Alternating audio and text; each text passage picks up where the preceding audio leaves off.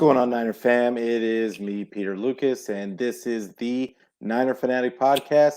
Today, I've got with me the guy you know in the Twitter Spaces as Snoogans. It is Sean. What was your last name again, Sean? Fleming. Sean Fleming. I don't think anybody knows you as Sean Fleming. Everybody knows him as Snoogans. So, but hey, welcome, bro, to the show. And why don't you tell some people where they can find you on this social media? Yeah, absolutely. So you can, as he mentioned, you can find me on Twitter at Snoogans2434, and I'm also on Instagram at pics_by_bear. Awesome. I'm stoked to have you. I see you on the Spaces all the time, and you're a fellow 49er fan, and we're frequently in spaces that are not 49er spaces. And it's it's just always interesting to get ideas from other points of view on how people view our team and even how they view their own teams. So and I'm pretty sure that's probably what you're doing in those spaces too, just trying to find out what other people are thinking. Oh, no, for sure. Like you just said, that's a great way. And I also, too, just because with everything going on, it's curious to see what they're thinking, what they're saying, if they're hearing different things, what we're hearing on our end about our team. So it's a good little insight. It is. Yeah, for sure. So the episode today, we're a day away from the draft. This is really the most exciting time of the year even though we love the games and all that stuff. I love the team building aspect of football. That's my favorite thing, and I've talked about it on many of my shows. I'm a Madden freak, and I love that part of Madden. It's so the draft is my baby. I do all kind. I just study, and do mock draft after mock draft after mock draft. But today the first thing we've got to talk about is Deebo Samuel. With all the drama, and everybody thinks they know something. Everybody's got a source, and everybody's thinks that he's staying. Then this other whole side thinks that you're stupid for thinking he's staying. Do you think he's going to be moved? And do you think it's going to happen before, during, or after the draft? So listen, if it was just my opinion, again, based on things I'm hearing and kind of reading between the tea leaves, that they would say is, I do feel Debo will be moved. Now, I don't want him to be moved, but I feel the writing is kind of on the wall. It's been there for a little too long now. Apparently this has been kind of going on for like a month, but what kind of made it come out into the open with everybody was because of the trade request. So, that famous saying, where's there's smoke, there's fire. And I think that applies heavily to this situation. So I would think it would happen before the draft, possibly tomorrow morning, afternoon. I just think that makes more sense for the 49ers, so they can kind of have a little bit of time to know who they're going to be picking and when. And also based on the way the Niners have signed their stars and their contracts, I would be surprised if they waited after the draft to do this. In my opinion, if it's going to happen, I think they kind of want to get it over with, and I think they'll do it before the draft. Yeah, I've gone back and forth about this. Part of me, because of the stuff I was just talking about a little bit earlier and being a Madden freak and loving the team building aspect, part of me would be interested in seeing him traded just because of all the little things that could happen and in the draft because of it, and trading down, getting extra picks, all that good stuff, and all the things that they could actually do with this roster. Because I feel like we're already on the edge of being. I mean, I think we're an elite roster now. I agree. Adding just a few more younger pieces that they could lock in for the foreseeable future could really put this team over the edge, especially with Lance being on his rookie deal still. It's really just an exciting time. But also, Debo is one of my favorite receivers ever. I think that he just adds such a dynamic aspect to this team and a sense of leadership. And it would hurt a little bit just to see him going. I think a lot of fans feel that way. I don't know if you feel that way about him. No, 100%. I think it would be a little bit of a gut punch. You and I were talking earlier, and Debo kind of feels like one of the faithful. He feels like one of us. And so I absolutely agree with you that I don't want to see him go, but at the same exact time, like you said, there's a small part of it being exciting with the rumored things that the Niners could get back in return, what that could net us as far as players and picks. I mean, yeah, but like you said, at the end, if I had my way, he would be there, especially with Trey coming in to be a starter this year. I would love to have all the weapons around him as possible. Yeah, absolutely. So who do you think? Who do you think is the front runner right now? I've been hearing Dolphins, Yeah, Jets. Dolphins are ready to fight somebody over Debo. they, So they really are. so who do you think he goes to? Which is funny. Like they didn't already get Tyreek Hill, kind of crazy. Yeah, But honestly, as far as the teams, I'm going to go with, I think, of course, the obvious one that's kind of in the front. I'm going to say the Jets. But I don't want to make it seem like that's so obvious because honestly, they have that 10th pick.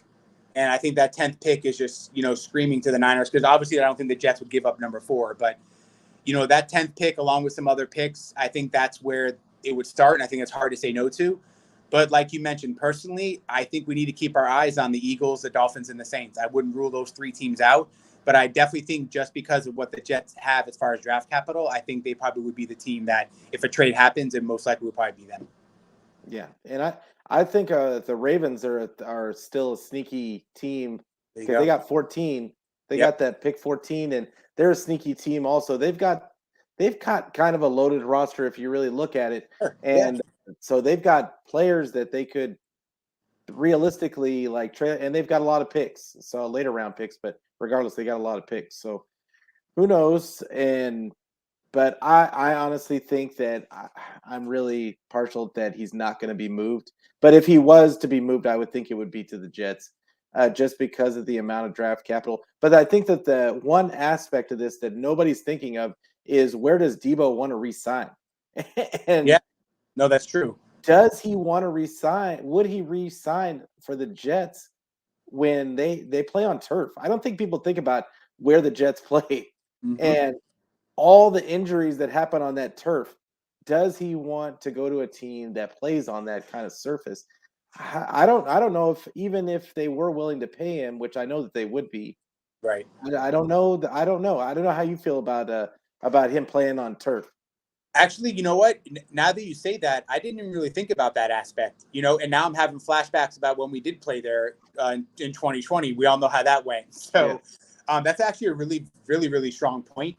But from the negotiation side, the extension side, I feel all the teams that are involved, at least the things again that I've been reading or being told, they kind of know the extension is needed to get this deal done. Mm-hmm. So I don't think that will be so much of a hang up. But that's a really good point about the turf. I didn't really think about that.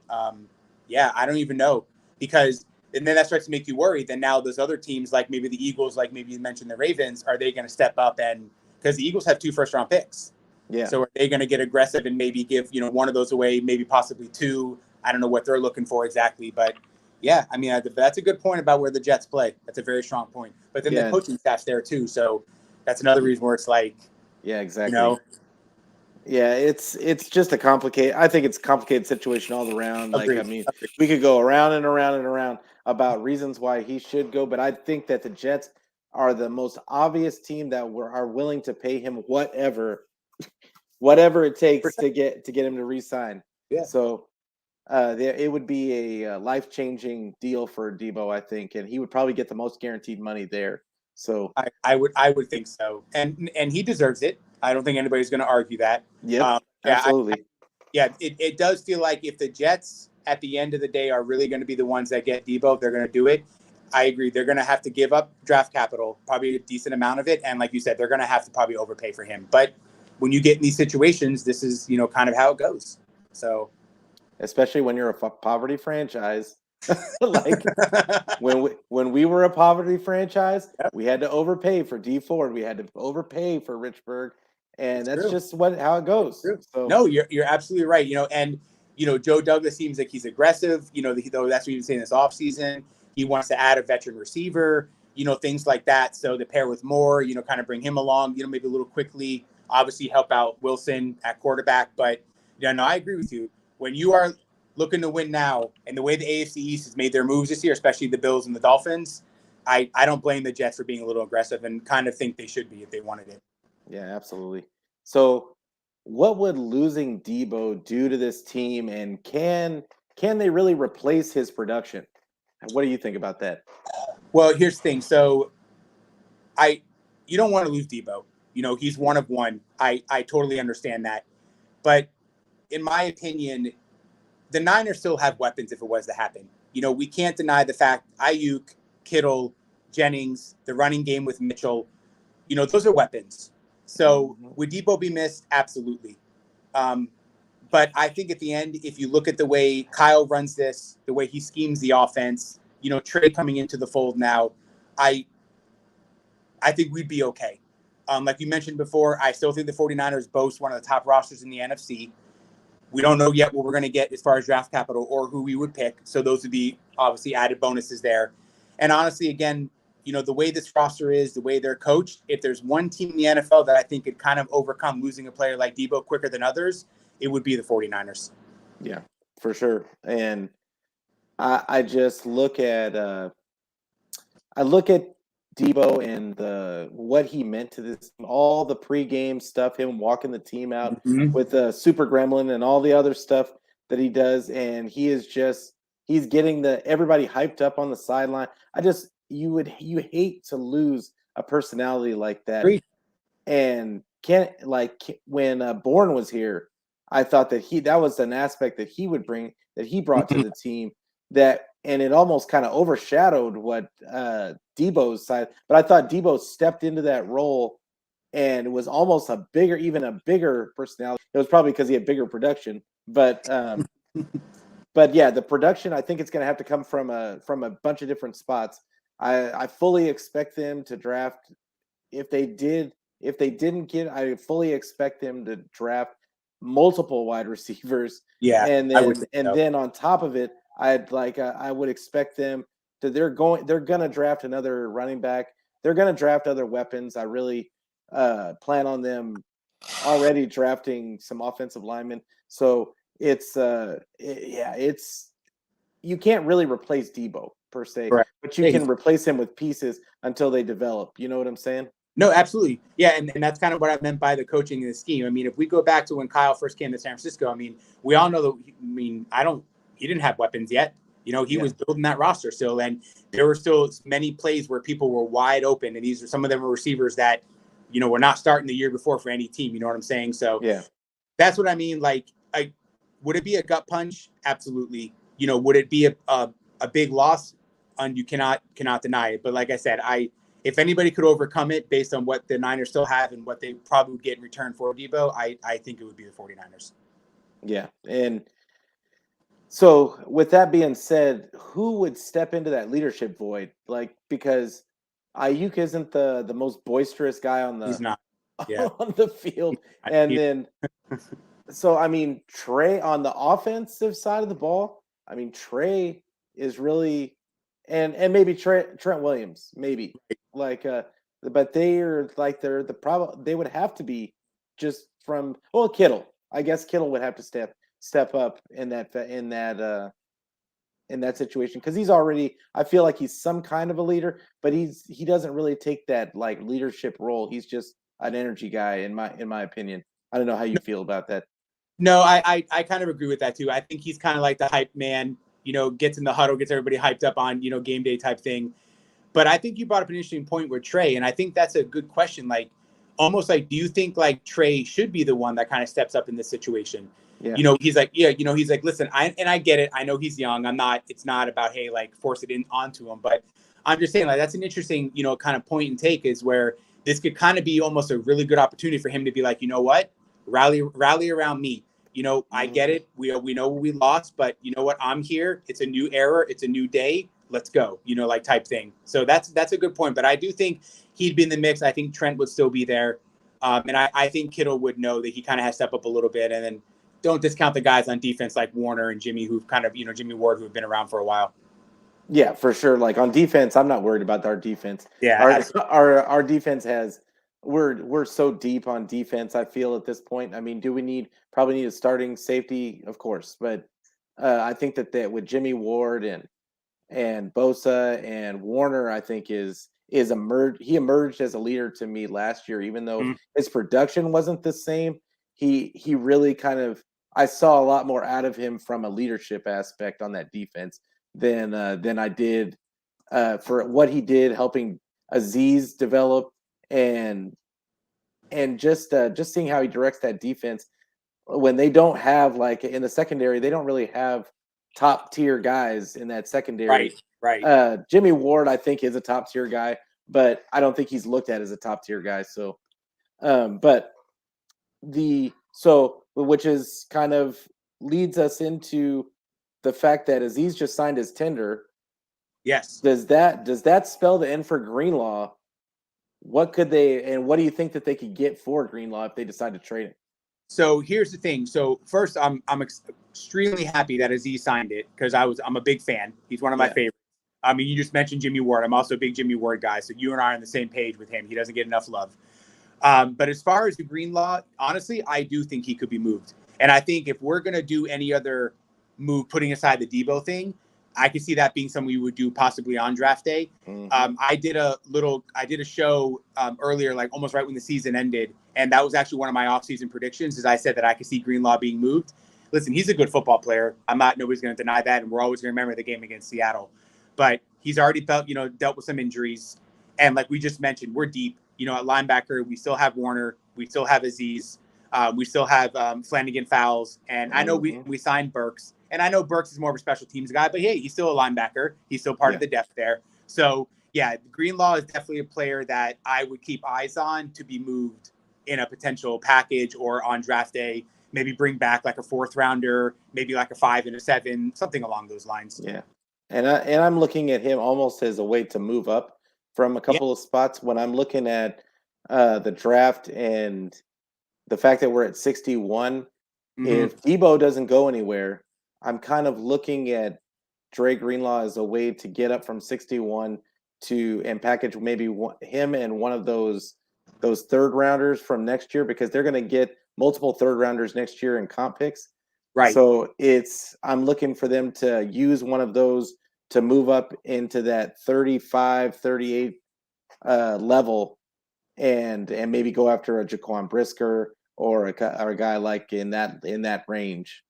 That's what I was going to ask. So in your opinion, if they did make that move, which I could see, especially if there's a player that's still on the board that's kind of that they have their eyes on, what do you think it would be to go after? Do you think it would be to go after a safety, or you think more like an edge to pair with Bosa?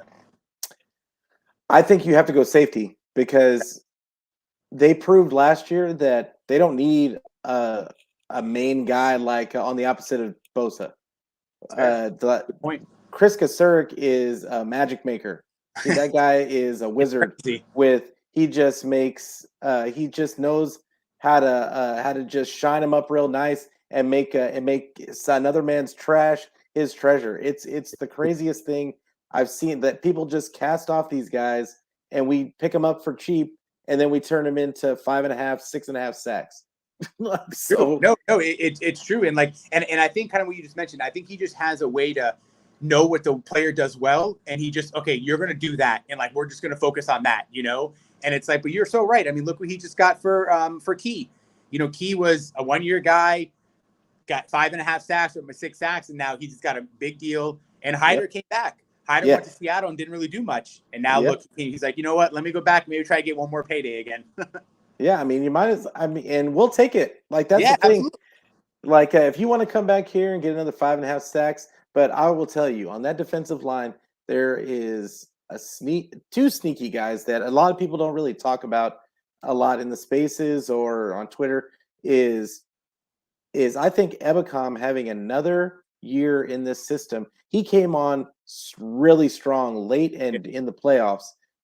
I feel like another offseason with Chris Kasurek is going to pay dividends with that guy, and he could be the guy that ends up benefiting the most out of it. Also, Charles Benehu, I look at him, as he's a tweener, but on those 3rd downs, they can put him inside with Eric Armstead, and now you got him, Ebicom, and now you got Hyder. You got your pick, really. And then they've got Teray. Like, you don't know they're gonna come at them in waves. And I think that's the strength of the 49er defense is obviously the defensive line. And if you watch any of my videos during the season, I was talking about constantly it's the defensive line. The defensive line is really the star of the show, and these guys they deserve all the credit they get. No, 100%. And I'm glad you mentioned Charles. You know, the guy we got from the Texans. Yeah. I'm a fan, and I also like, and his name's escaped me. I think his last name was Corey or Torrey, the one who played for the Colts. Yeah, like yes, Kimoko Toure. Yeah, another sneaky signing that I think because he's kind of had a little bit of health issues, you know, but he was drafted high, second round pick. So I think if, you know, we can kind of keep him healthy and he's not going to have to play every snap and things like that. That's another guy that I think could be a really good, just rotational piece that just comes in. And all of a sudden when the season's over, oh, he got 6 sacks. That's kind of crazy. So yeah, I agree. Yeah. And I fully expect the 49ers to draft another guy in the draft. Okay. All day. Yeah. Same thing for the offensive line. I just don't think it's going to be early. I think that they're going to take a chance on somebody late, somebody that has a lot of upside, but may not have put it all together yet. And because they've got Chris Kasurik. Right. No, you're right. And also too, when you're playing alongside an Armstead, you know, a Bosa, you know, a Kinlaw, fingers crossed that he can get that knee right and everything. But still, when you're playing around that kind of talent, and then you have a Fred Warner behind you and stuff like that, and like you said, you're being coached up by Kasurik. It just you're coming into. You couldn't ask for a better situation if you're like D lineman, like you said, who kind of still needs some fine tuning or who's a little raw. You couldn't ask for a better place to be drafted. I 100% agree on that. Yeah, and you got all day because they've got so much depth that you've got all day to develop. Like I mean, you got all this off season. You can really develop during the season because you're only going to get limited reps because he's going to keep rotating those guys in and out. And it's D'Amico Ryans did. I didn't think that I was scared because I didn't know if somebody could do better than Saleh did. Right. With what, I mean, 2020, he had nothing and he turned that nothing into a top 5. All those guys were injured, and he turned it into a top 5 defense. But then D'Amico somehow improved on it and was able to adjust to any situation. It didn't matter what it was, who we were going against. They were not going to get as many points as they were used to, and so yeah, it was. I agree with you. Yeah, it was a great. Yeah, I was a little nervous too about it when he was going to make the move, but like you said, I mean, especially towards the end, towards the end of the year, it was like you just said, every offense we faced, no matter who it was, we just seemed to always have an answer of some kind, some way. We just had a player always in the right position. You know, let's not bring up Tart, you know. But, yeah, I mean, but he was in position. He was in position. That's what I'm saying, you know. So, but no, I agree with you. Ryan's, I fear if he has another shining year, he's probably going to get some head coaching jobs, you know, obviously coming his way, but I'm happy we have him for one more year and to run that defense. Absolutely.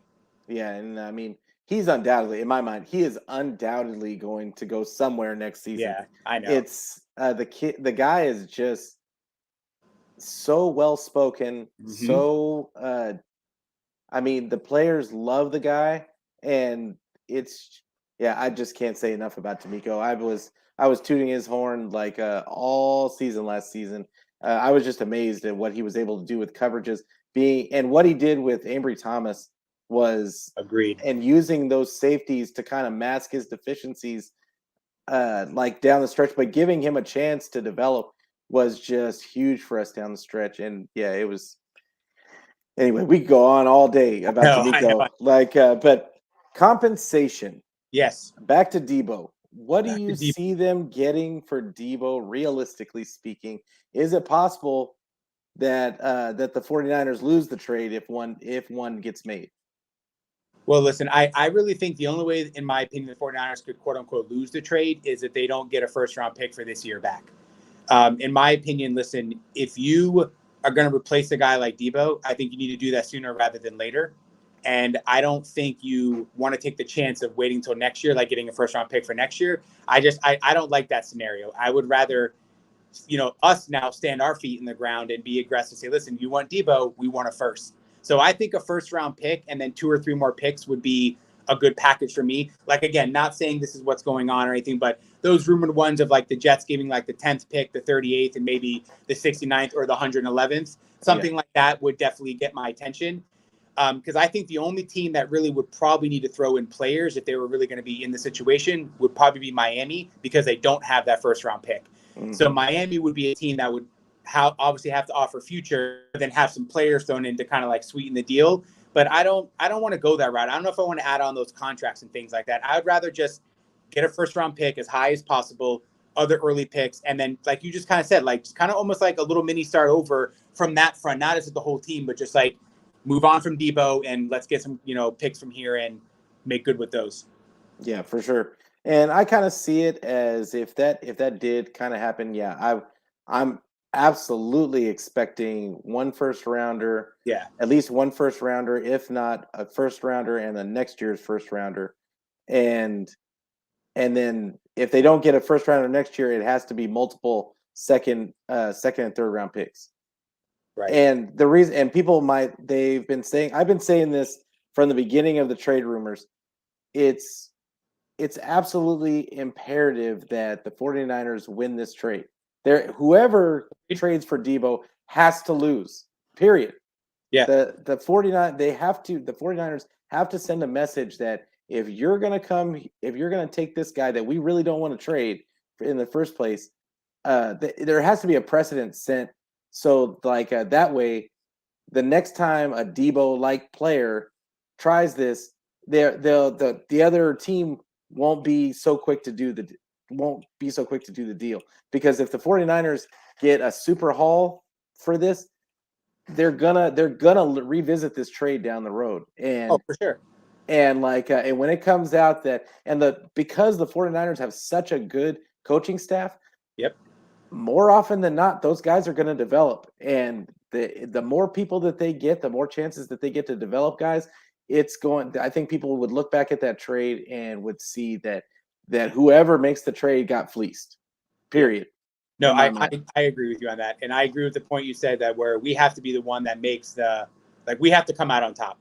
Like we're the one giving up the all-pro receiver. And don't get me wrong, I know draft capital and picks we all know they're the gold standard when it comes to trades in the NFL. We know that. But this is Debo, like we said, he's a one-of-one player. So if we're going to make this trade and it's going to be this big of a deal, then yeah, we need to get a haul. And like you said, kind of like set an example or set a point and say, listen, we stood our ground too, and we weren't going to back off. Like 2-2s is not going to do it. That's not going to work, Yeah.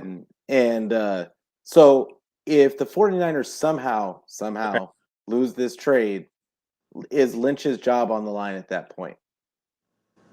I mean, I would say it's on the line to a degree, but I wouldn't want to say that and say, oh, he could be fired. I wouldn't go down there. I mean, maybe there might be some more eyes on him.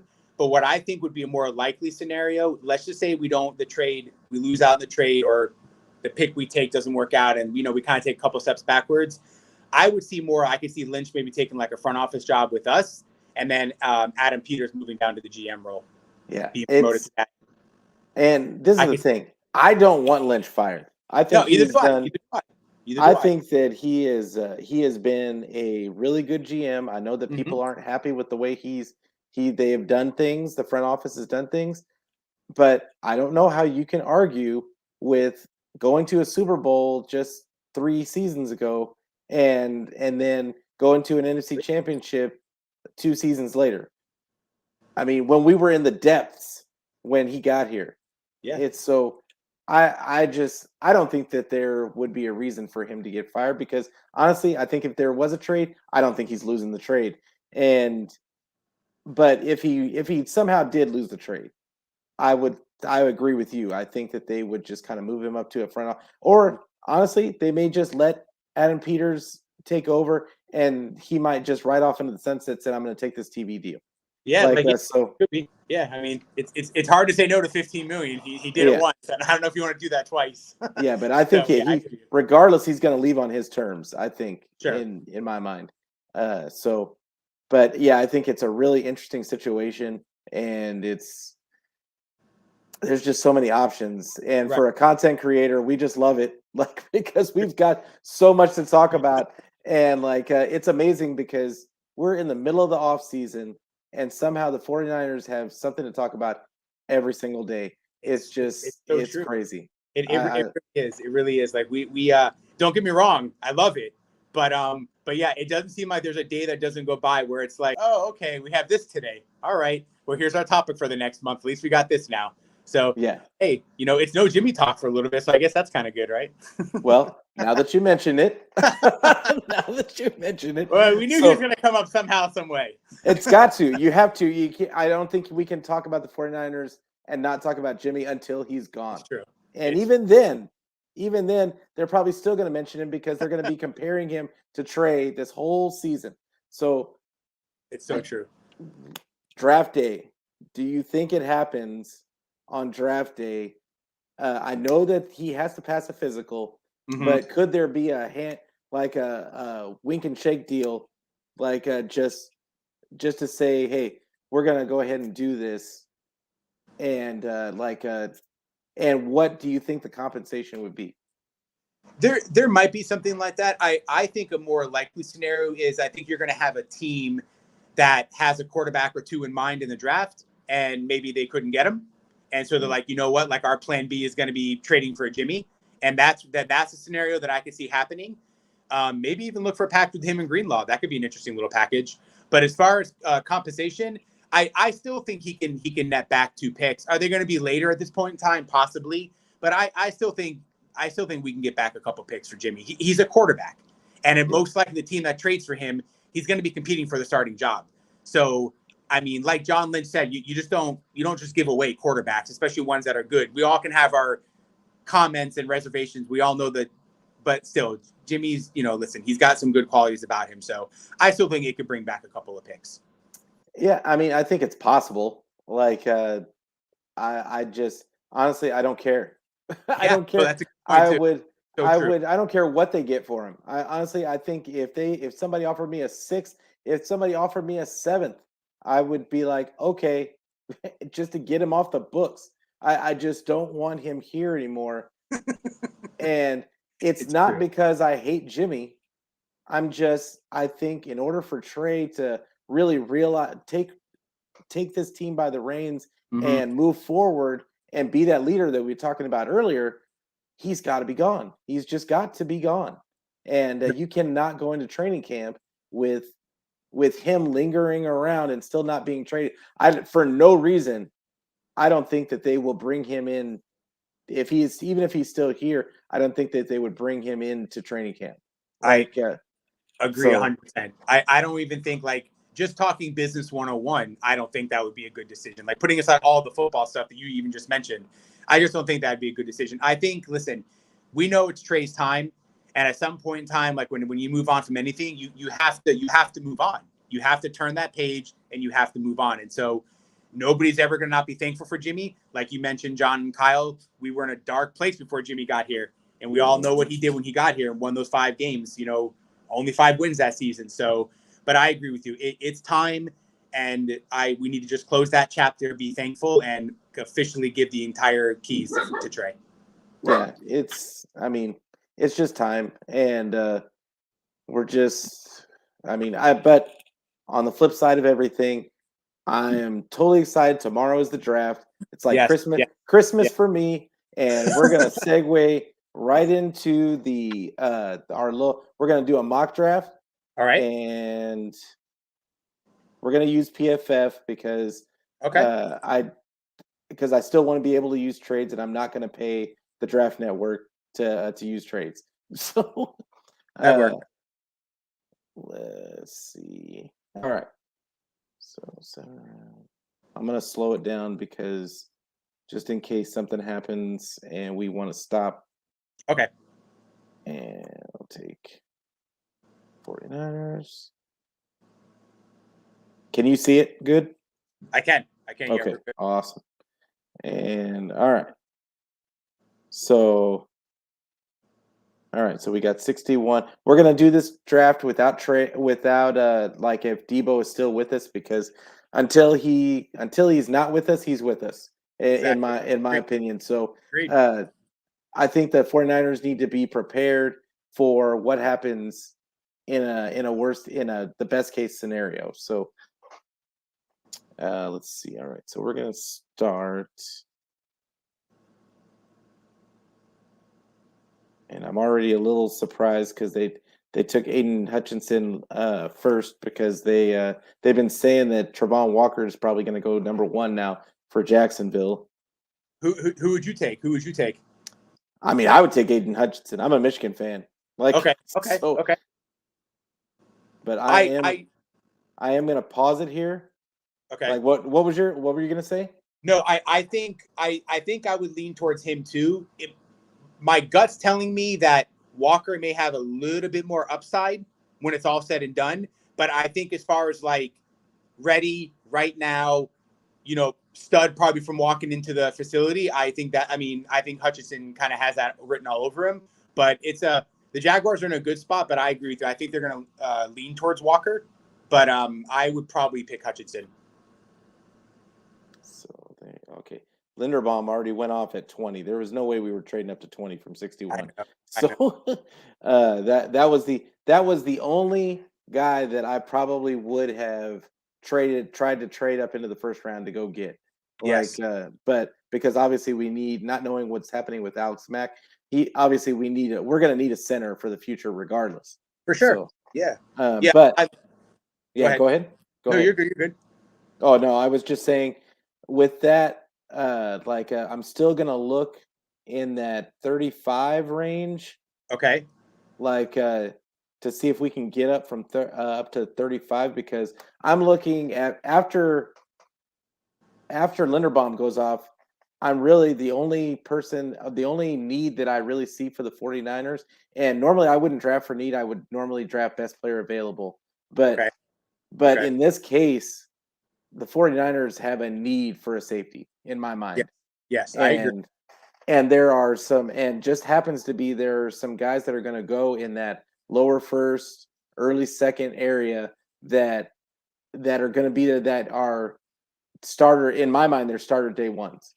There's the Lewis Scenes and the Daxton Hills and another Michigan guy, by the way. And and then you've got Jaquan Brisker, who I think is probably the most realistic target for the 49ers. Yeah. So I'm going to go ahead. What do you think about trading up to that 35? What do you think it's going to take to get up to 35? I mean, honestly, man, we definitely obviously would have to give the 61st. Do you think we didn't have to throw in like a third? Or do you think this is a time where we offer 61 in Greenlaw? Do you think this is like you were talking about earlier? Do you think like that package? I think that we try to let's see what happens when we put Greenlaw in there. And it still doesn't even move the needle. But like I was talking about, they're going to have multiple third-round picks next season. Right. And look, like as soon as I put that third-round pick in there, it took the trade all the way up to 97%. Yeah. So I had a feeling. Yeah, now, so Greenlaw at third and 61 to get up to 35. That's a lot of spaces to get up. But yeah, I think that that's actually pretty realistic about what it would take to get up to that spot. I'm wondering if I can squeeze. Oops, no, wrong one. I'm wondering if I can squeeze a 111. No, they're saying forget you. But I would be all for it. I mean, because if you're going to make a jump up like that, you're hoping obviously to draft a starter. And in this situation, he would more than likely be our starting strong safety next to Ward. So I would be okay with it if it really that was a possibility and that happened. And I would love to see us do it. Yeah, for sure. I do have a feeling if we are going to stay at 61, because knowing that we kind of do need a starter, either like you just said, either on the center position based on what Max is going to decide to do, or getting somebody to play alongside Ward, I could see us being a little aggressive. I really could, and trying to get to like the late 30s, maybe early 40s. I could see it. Yeah, for sure. So it looks like it's a 69% if I take their number 146 with the trade. So I'm going to try and get that. And they didn't accept it. So I'm just going to take that off. And we'll take number 35. Oh, wait. Did I get it? Nope, I didn't get it. That's why I did it earlier, just in case I messed up. No, you're good. You're good. And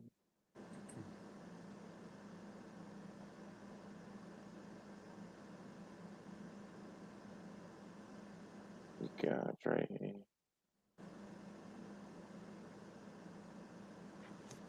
This is 97. And then I'm going to try. Oh, it took it that time. Nice. So 146, 35 and 146. So we got a little bit of draft capital back, and now we got the 35th pick. Treylon Burks went off. Up, seen Dan Jackson Hill went back to back. Like so now you got Sky Moore sitting here, Jalen Petrie. Now, what do you think of Petrie? Because I look at him as he was almost used as kind of like I heard Crocker compare him to the way Jamal Adams is used a lot, Okay. and then also he kind of is like a slot, and Yeah. I think they even list him as a cornerback, but they're projecting him as a safety. What do you think of Petrie, and do you think he's a viable option? I do. I mean, listen, that Georgia defense was stout. We all know how it did this year in college. I mean, so I think anytime you can get a player from there, I think that's already kind of a good thing.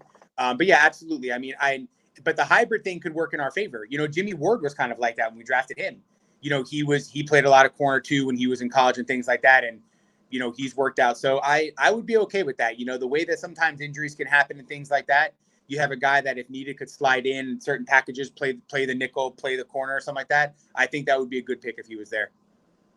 So, what do you think between him and Brisker? Because him and Brisker is still sitting there. Man, and I kind of like Brisker. That's the thing. It's like I kind of have a little bit of a draft crush on that kid. Yeah, Brisker's my guy. Like, yeah. He is.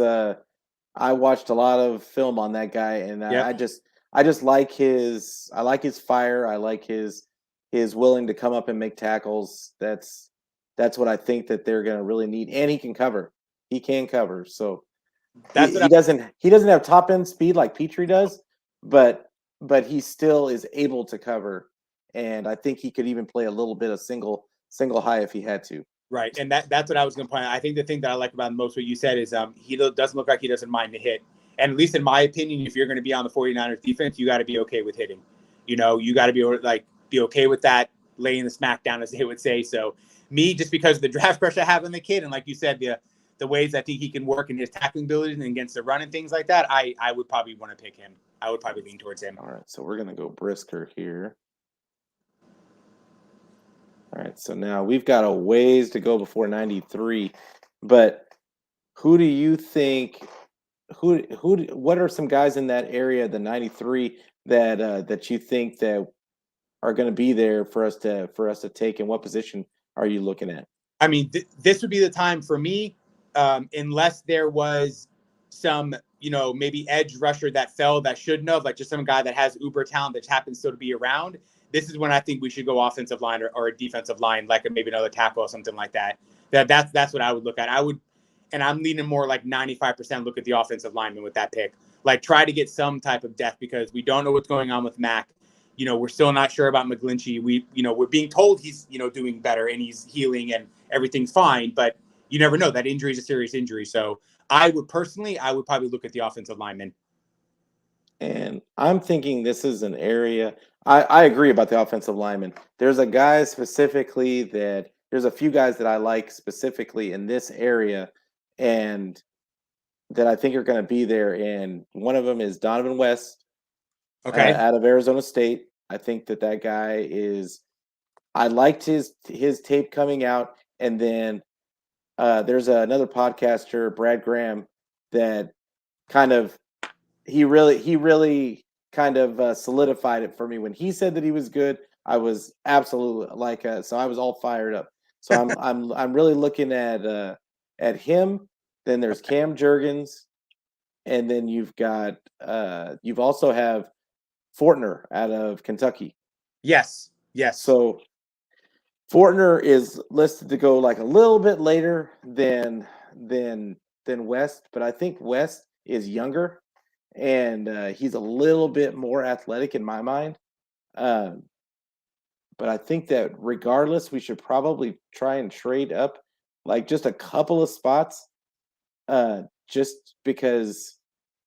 Well, I know West is slated to go like right at 93, And he is like, or people are saying like maybe even the 80s somewhere. And you are right about him being athletic. He's very fluid for an offensive lineman. I agree 100% on that. And he can play. He's got the diversity. Like, I mean, he can play guard or center. So even if Mac came back, he would able to slide over to guard to get to learn next to Mac, which I think is the ideal situation for a season. So let me see what it would take.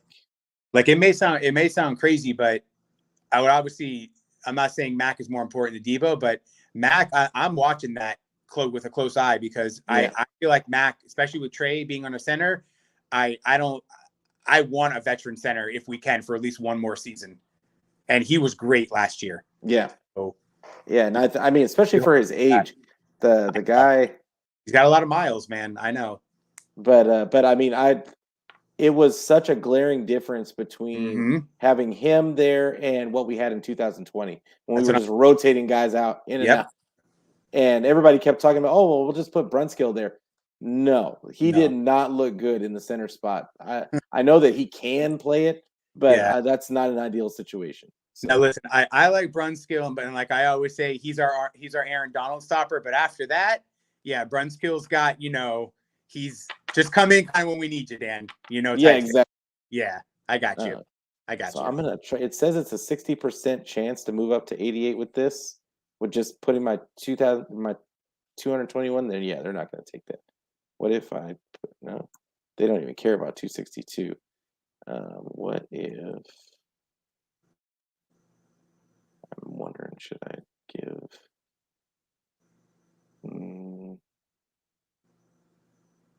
Because I want. Okay, there we go.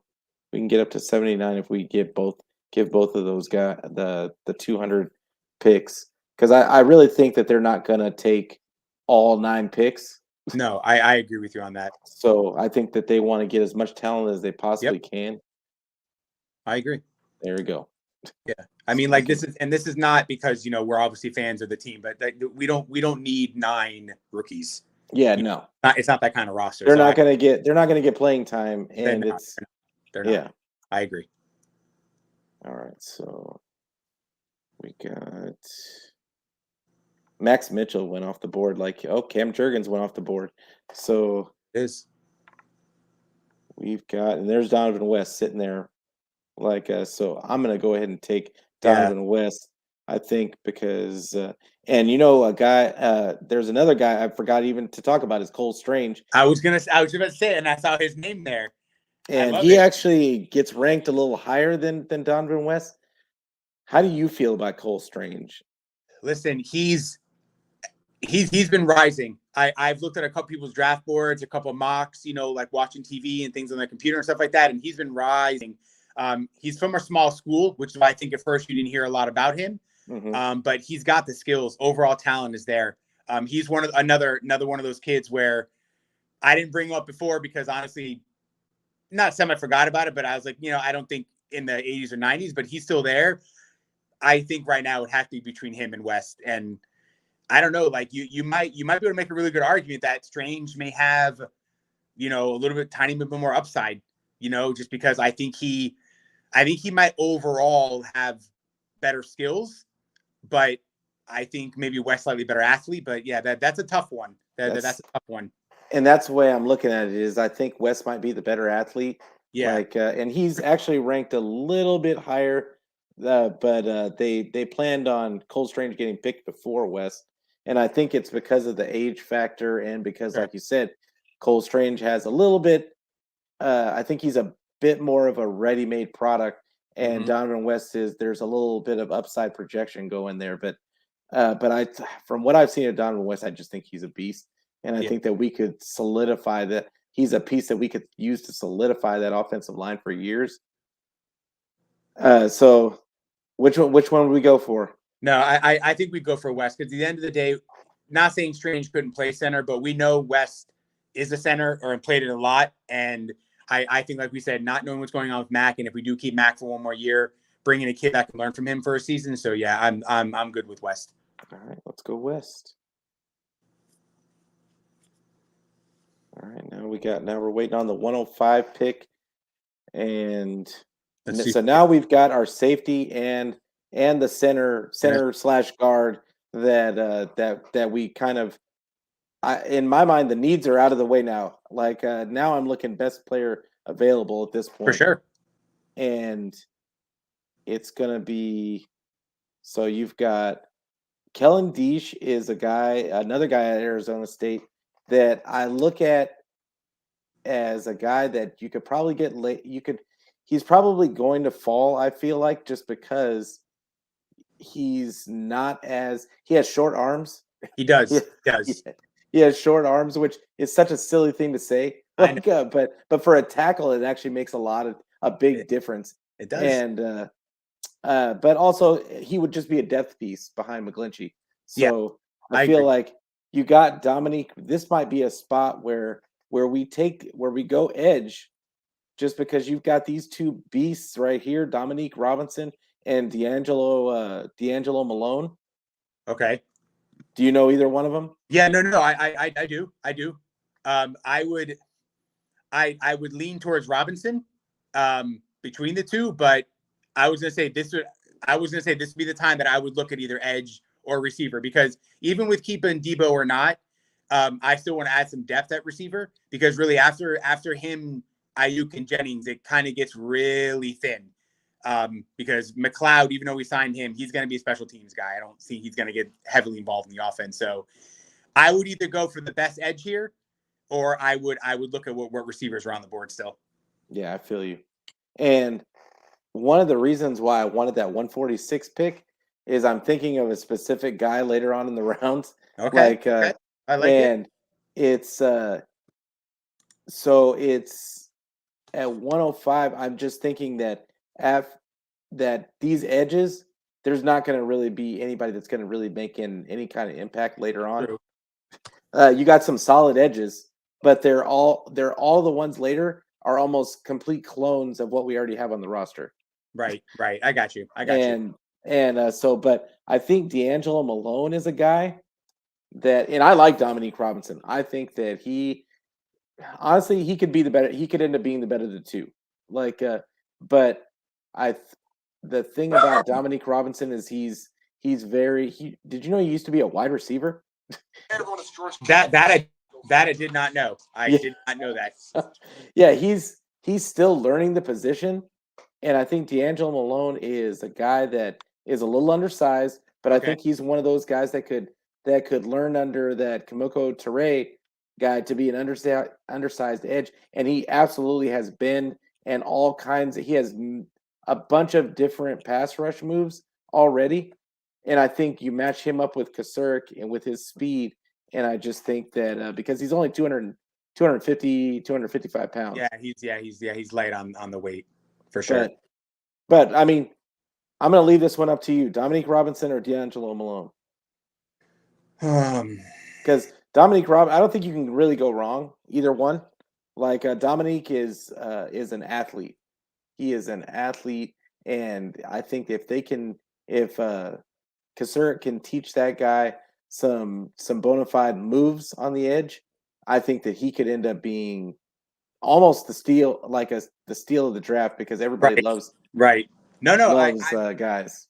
Yeah, like I said, I was a fan of him. I know Malone, he's got some explosiveness, but I almost feel like I feel like Malone might be a little bit better fit like in a 3-4 type scheme. Yeah.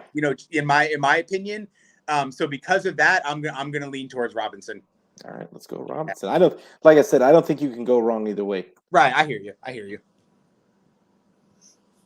All right, so our next pick is until 134. Let's see what we got. There goes Fortner. Oh, Damari Mathis went off. It may be. That's okay. It may be even time to look at sneakily look at like running backs too. This is I have to imagine. Kyle has his eye on at least 2 or 3 of the guys. Yeah, I always look at the end of the draft. I listen to Locked On 49er podcast religiously, and BD Peacock talks about it all the time. And I really never noticed it until I started listening to him. But he's right. Like and especially in Kyle Shanahan's system, you just have to be fast Yeah, and a it's one true. cut and go guy. Yep, And it's true. he turns undrafted guys. I mean, Elijah Mitchell was a 6th-round pick. So I mean, really, And do you need to get a top guy? And exactly, I don't like I say, do. nobody saw that coming. Like, 'cause everybody was like Mostert, you know. Oh, and we took and taking Sermon in the 3rd round. Everybody thought it was gonna be a Mostert and Sermon show. Nobody saw the 6th-round pick. But you're right. It's crazy because running back is such a key position in football, but it really is like definition of plug and play. It's crazy, but we almost can get away with it. Yeah. So, all right. So we've got Kalyn Barnes. He's a guy that I would look at it at just some corner depth, and he can actually, I believe, he can play the nickel spot too. okay. But I also kind of look at the wide receiver here. I do like Kevin Austin. Yes. Now, this guy, Josh Williams from Fayetteville State, he's from an HBCU Mm-hmm. and big corner. Like, I mean, he's a large corner. He's like 6'2". He's like 6'2", but he's like 195 Okay. and Nice. but runs like I think he's a bona fide 4-3 guy. Or no. This guy, he runs a 4-5, but he shows a lot of stuff on tape that he has good feet, good hips, like for a big guy.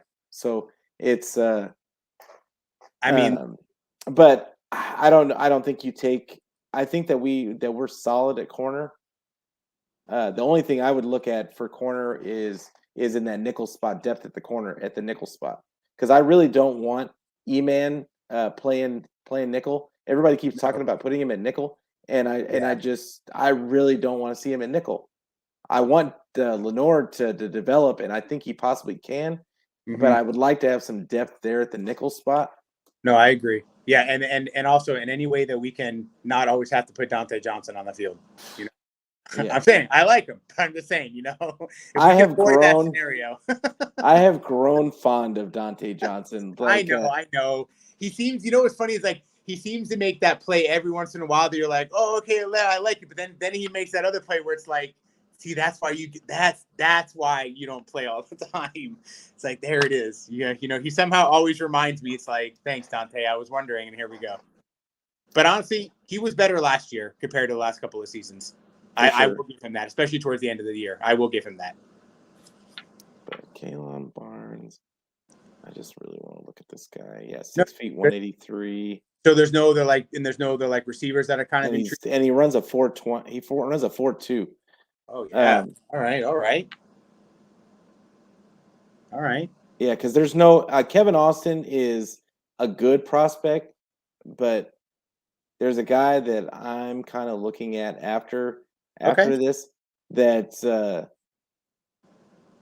and I'll just show him to you. Yeah. No, you have your sleeper guy. I like it. I like it. Yeah, it's if you look down here, Taekwon Thornton. There, that's This him. guy All right. runs a 4.3, or he might have even ran a 4.2. I can't. I would say he's the receiver from Oh, they Baylor. don't even. He's so far down they don't even put a. But he's His time. tall, and honestly, the reason why he fell so far is because he didn't have a lot of production. But Baylor, if you watch his tape, Baylor's quarterback situation was a dumpster fire. Yeah. Bad. It was terrible. Like he was Yeah. beating guys, just destroying guys off the line, and then he would end up having to come back for the ball every time because the quarterback kept underthrowing him. And I just like the guy has, and he actually runs pretty solid routes. But I think that we're gonna have to move up from 146 to get him. But yeah, that's a guy that's my sleeper. That's why I kind of picked up that 146. But I Right. think that Kalyn Barnes might be the pick to go with at 134. What do you think? No, I like it. I like it. Yeah, at the very least, we get some speed. Yeah. Exactly. And I'm gonna pause this right away because I want to move up from Because we're wheeling and dealing. exactly. So 146. Let's see if we can move up to 137. And let me see. And in some ways, I hope this is what John does. I hope this is what John and Kyle do. For sure. We had all the, I'm saying, we have all this stuff going on and around us, and and then it's like, just what a good way to just like kind of silence so many things is we just go in there and just destroy the draft. Like I would. Oh my God, it would be, and they always do well in the later rounds. Of course, yeah. So it looks like the 65% chance I'm gonna go for this one. 130. I'm gonna try and trade up to 138, and they took it. So awesome. Love it. And see, they took Kevin Austin. Okay. So I am going to take my guy. Yeah, take your guy, man. Let's get him. Yeah. Eric Ezukanma is a big guy too. I don't know if you know Jamal Armstrong, but he loves this guy, Eric Ezukanma, out of Texas Tech. Yeah. He's a big guy, fast, but I just like Taekwon. No, yeah. Velus Jones is another guy that they call him a Debo clone. He's a little older. Okay. But he's a guy that you can just get the ball in space. If you can get the ball in space, he just has tons of just open field ability. Yeah, he would just be fit right in with the Yak guys. I say, and that's exactly what we're looking for. It's so. Yeah, he has kind of questionable hands, and he's not really a receiver, but he's more of a track guy. But but those are, like you said, those are the ones that they're going to be there late, and those are the kind of guys you take a flyer on. See, those are the ones when you have a roster like the 49ers and you already have like an Ayuk, a Deebo, and a Kittle, you can take a chance on a guy like that. And if anything, knowing our offense and the way we scheme, he could end up actually being a little bit of a sleeper. All right, so here we are at 172. All right. Of course, we're going to look running back, at some point. Okay. Yeah, let's see what we got. But also, so you got Tai Chandler sitting there. His rank is 159, but they're saying that his average draft spot is at 193. So he may still be there at 187. And there's another guy that even if Tai Chandler comes off the board before 187, Devontae Price out of FIU that I really like. I like him a lot too. Oh my God, I like him. So I feel like we could get look for a replacement because we don't know what's going to happen with Kinlaw, and I think that they have Maurice Hurst coming back, but even he had his injury issues last season. So this might be a spot that we could do one of two things. Jason Poe, a guard out of Mercer, he's okay. He talked to the 49ers from what I heard. I've heard a lot of good things about him. He's ranked 163rd, but he's slated to go in the 200. But another guy is Kalia Davis, and he is like a DJ. There's two guys that are DJ clones in this draft. There's Kalia Davis, and then there is Noah Ellis out of Idaho. And this guy, 6'3", 302, redshirt senior. But he was slated at 166. He's probably going to go at 187. That might be a guy that we take also. I don't know too much about Eric Johnson out of Missouri State, but you got Otto. But yeah, a lot of these guys are undersized. Yeah, and then you got Isaiah Thomas sitting there at an edge out of he really fell because he was slated in the beginning when I was looking at everything. He was slating to go in the third round, bottom of the second round, early third round, and now he's slid all the way down. And I don't know what that's about, but yeah, I was about to ask. I wonder what that exactly is. I mean, I know for a defensive lineman, isn't he only around 260, 270? Yeah. So maybe that's kind of maybe playing into it. I know he's a little bit on that frame, but man, it's like you just said, sometimes those guys that are supposed to be drafted high and then sometimes they fall and you can snag them. I don't know. Sometimes it's kind of worth the flyer, but I hear you though. It's an interesting reason why because not he went from a small school either. He went to Oklahoma. So yeah. Also, we have to think about is who is our backup quarterback right now? Yeah, that's true. That is true. Actually, the last couple of mock drafts that I've seen just based on like a 49er mock draft is the last two that I looked at, the last pick and both of them was a quarterback. The very last pick that we made was a quarterback. So but I mean, is you Bailey got Brock Zappa? Purdy sitting here. He's my sleeper quarterback that I liked a lot. That I don't think he's getting enough love. I feel like we could take him here, and because I think that the 49ers are going to bring in some camp bodies for those other spots we were talking about. True. And we still have a bunch of running backs left that we can take at 187. So let's go Brock Purdy. Do it. Let's do it. Let's do it. Somebody took Pierce already, right? My boy from Florida. Oh yeah, Alex Pierce goes usually in that 93 range. If we were going to get him, we would have had to get him in that 93 range. I would love to get him too, but I do like the FIU kid, man. Somebody took Devontae Price. He's a big guy, dude. He's good. Yeah. Yeah, no, I really like Alec Pierce. Yeah, so, I like both those running backs a lot. Oh, somebody took Kalia Davis. They took Jalen Naylor. That's another guy I like. All right, so who do we got left? Oh, Tai Chandler's sitting there. I think Tai Chandler is, if you look at this guy, he's 5'11", 204. He's kind of built like Elijah Mitchell, but he runs a 4.3. Ooh. I mean, and he can catch. And he can catch the ball out of the backfield.